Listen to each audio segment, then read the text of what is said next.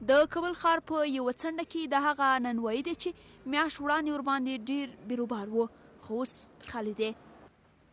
دوی د کابل د ناچاره کورنیو د ماښام د پخې ډوډۍ هیله ورپوره کوله. وحیدالله وایي حکومت ورسره د څو میاشتو لپاره وعده کړې وه چې ناچارو ته به ډوډۍ ویشي، خو ناڅاپه ودرېده. به ما معلوم دقیق نیست، خب میگن قرارداد 6 ماست، به ما معلوم نیست. بل لور ته حکومت وایي چې دغه پروسه د لنډ وخت لپاره درول شوې. د وچې ډوډۍ له توزیع وروسته اوس په اکثره ولایتونو کې دغه پروسه درېدلې ده او د دې لپاره چې په دې سختو حالاتو کې ولس ته نور خوراکي مواد هم ورسول شي، د افغانستان دولت پلان لري چې ډیر ژر په ټولو ولایتونو، ولسوالیو او کلیو کې، یعنی تقریبا د افغانستان د نفوس 90% ته د خوراکي موادو د بستو ویش پیل کړي. د کرونا وایرس خپرېدل او د ښار قرنطین کاروبار سخت زیانمن کړی.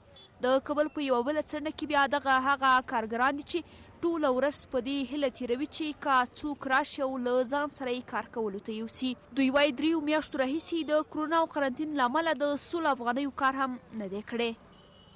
حکومت نه مې دا غوښتنه ده که خلک قرنطین کوي په کورو کې کینی باید د هر یو سره کومک وشي چې دا خلک ټول غریب خلک دي.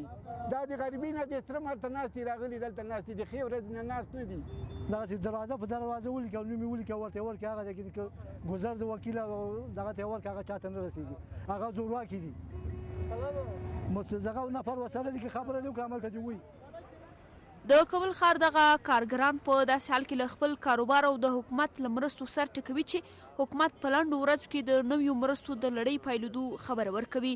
بل ورته که څه هم له اختر وروسته بندیزونه یو څه نرم شوي، خو لا هم معلومه نه ده چې د دې ښار قرنطین به تر کومه وغځېږي.